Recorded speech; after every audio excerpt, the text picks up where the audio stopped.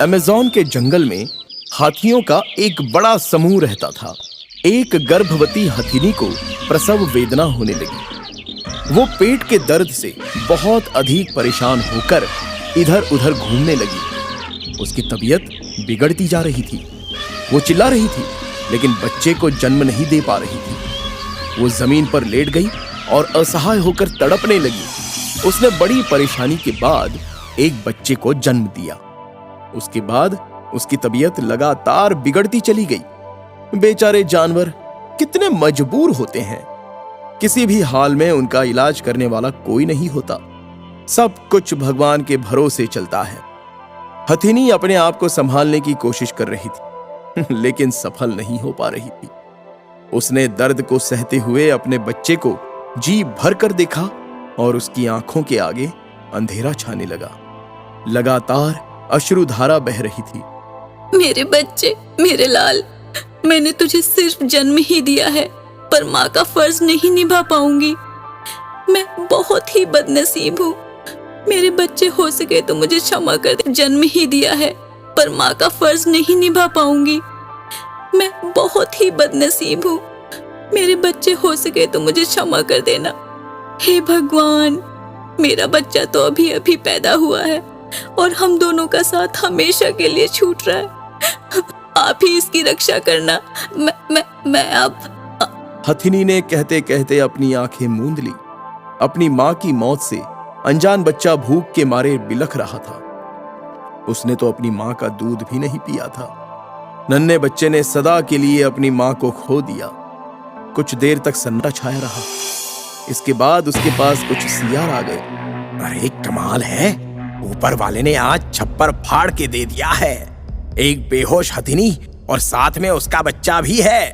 अगर हथिनी को होश ना आए तो मजा आ जाए। पूरे जंगल के सियार भी आ जाएं तो भी खाना कम नहीं होगा। गई है। अरे ये हथिनी तो मर चुकी है। हमारा काम आसान हो गया है। हाथी का बच्चा उन जानवरों की नीयत से बेखबर माँ को उठाने की कोशिश कर रहा था। एक सियार उन दोनों की तरफ बढ़ ही रहा था कि बीच में एक तगड़ा गोरिल्ला आकर खड़ा हो गया। अरे गोरिल्ला भाई, तुम कहां से यहाँ चले आए? तुम तो शाकाहारी हो, इसलिए हमारी दावत में आने का कोई फायदा नहीं है। गोरिल्ला बोला। अरे ओ सियार के बच्चे, मैं तुम्हारी खबर लेने के लिए आया हूँ। एक नए जन्मे हाथी के बच्चे को देखकर अपने आप को बड़े शूरमा समझ रहे हो। सियारों ने गोरिल्ला की बात को साधारण धमकी ही समझकर बड़ी गलती कर दी। इसके बाद गोरिल्ले ने आव देखा न ताव, सभी सियारों की पिटाई शुरू कर दी। अरे बाप रे, ये तो वज्र प्रहार कर रहा है। एक बार में दो दो घूंसे मार रहा है। अरे मेरी नाक, अरे मेरी नाक को तोड़ डाला रे। दूसरा सियार बोला। अरे मेरी तो आंखें फोड़ दी। ये गोरिल्ला है या कोई राक्षस है जो गोरिल्ला बनकर आया है? गोरिल्ला बोला। अब आगे आओ, दावत खाने आए थे। ये लो, धप धप धप, अब उठकर दिखाओ। सभी सियार वहां से अपनी जान बचाकर ऐसे भागे जैसे उनके पीछे कोई भयानक शेर पड़ गया हो। गोरिल्ला ने देख लिया कि हाथी की जान जा चुकी थी। उस बच्चे की तकलीफ देखकर गोरिल्ला समझ गया कि उसे भूख लगी है और दूध चाहिए। गोरिल्ले की समझ में ये नहीं आ रहा था कि एक इतने छोटे हाथी के बच्चे को क्या खिलाया जाए। गोरिल्ले ने चारों तरफ नजर दौड़ाई। उसे एक बड़ी नील गाय आती हुई दिखाई पड़ी। आओ आओ, इधर आओ, मुझे तुम्हारी सहायता की आवश्यकता है। नील गाय वहां पहुंच गई और हथिनी के बच्चे को ध्यान से देखने लगी। नील गाय बोली। कहो, क्या बात है? देखो बहन, इस हाथी के बच्चे का अभी अभी जन्म हुआ है। इसकी माँ अब इस दुनिया में नहीं रही। ये भूख से तड़प रहा है। अगर इसे दूध। ये तो बहुत दुखद है। यह बहुत भूखा है। कोई बात नहीं, मैं इसे अपना दूध पिलाऊंगी। इतना कहकर नील गाय उस हथिनी के बच्चे को अपना दूध पिलाने लगी। बच्चे का पेट तो नहीं भरा, लेकिन उसे कुछ हद तक राहत मिल गई। वो हाथी का प्यारा बच्चा उस नील गाय के साथ ऐसे घुल मिल गया जैसे वो उनके ही परिवार का एक हिस्सा हो।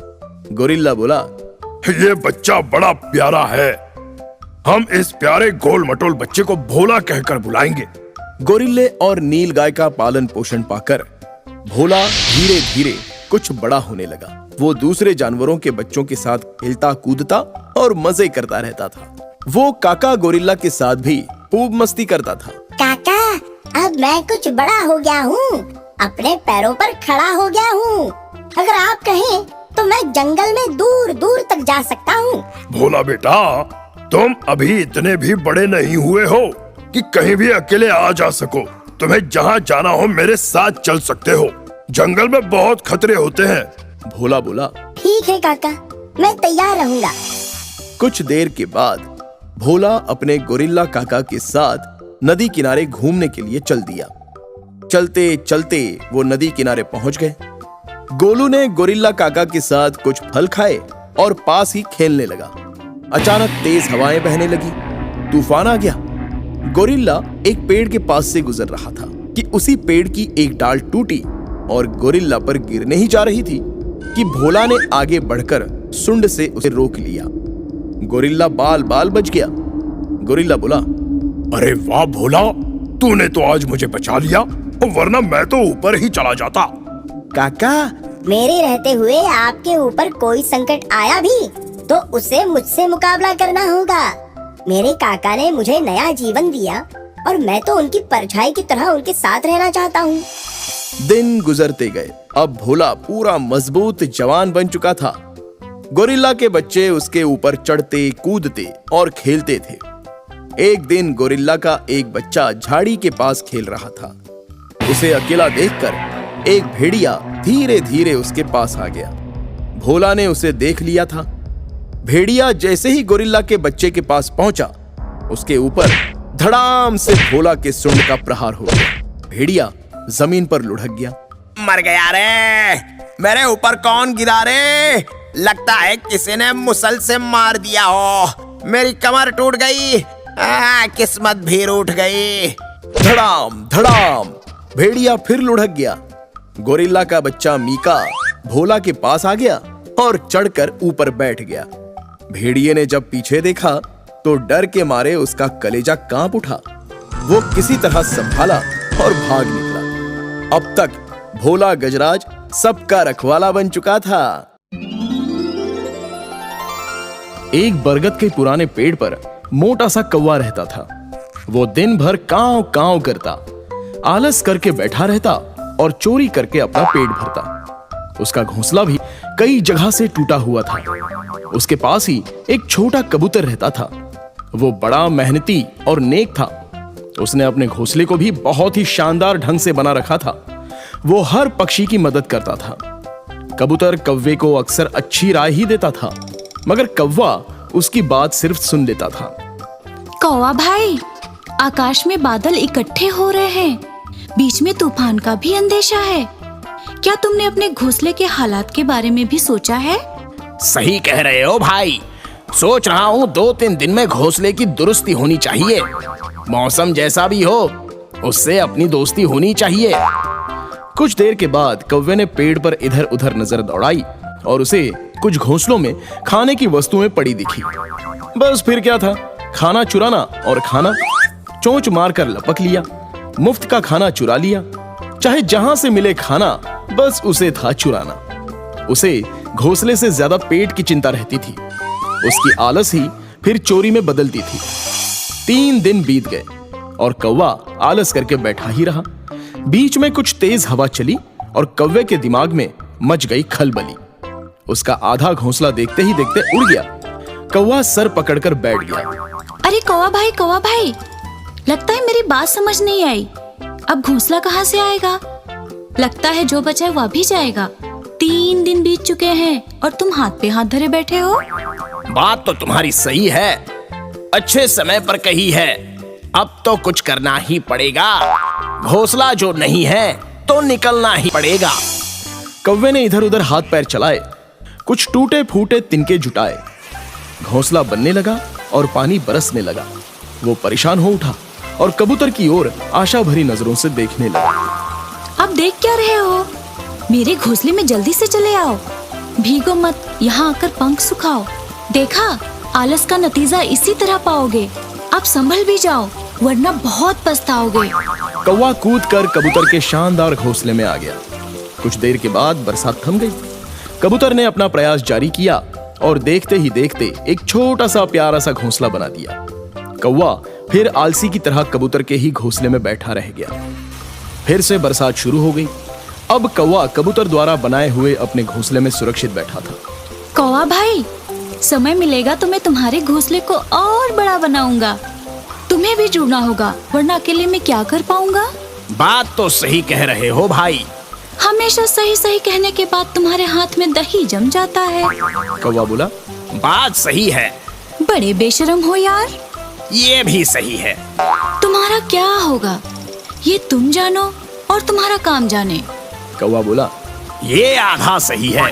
अरे भगवान भी तो जानते हैं। बरसात का मौसम था, लेकिन बादल धीरे धीरे आकाश को छोड़कर कहीं और चले गए। गर्मी बढ़ी और अकाल पड़ गया। फसलें चौपट हो गईं। सूखे के कारण सभी जीवों के खाने के लाले पड़ गए। पंछियों को चारा न मिला और उनके बच्चों का भी भूख से बुरा हाल होने लगा। कौवे ने अपनी आदत नहीं छोड़ी और चोरी करने से भी बाज नहीं आया। कबूतर से पक्षियों का दर्द देखा न गया। वो उड़ते हुए गंगा मैया की शरण में गया। कबूतर बोला, हे गंगा मैया, जंगल के सारे पक्षी भूख से बेहाल हो रहे हैं। सब दाने दाने को मोहताज हैं। छोटे छोटे बच्चे जब बिलखते हैं तो दिल रोता है। मुझे अपने लिए कुछ नहीं चाहिए। यदि बच्चों की भूख मिटाई जा सके तो बड़ी मेहरबानी होगी।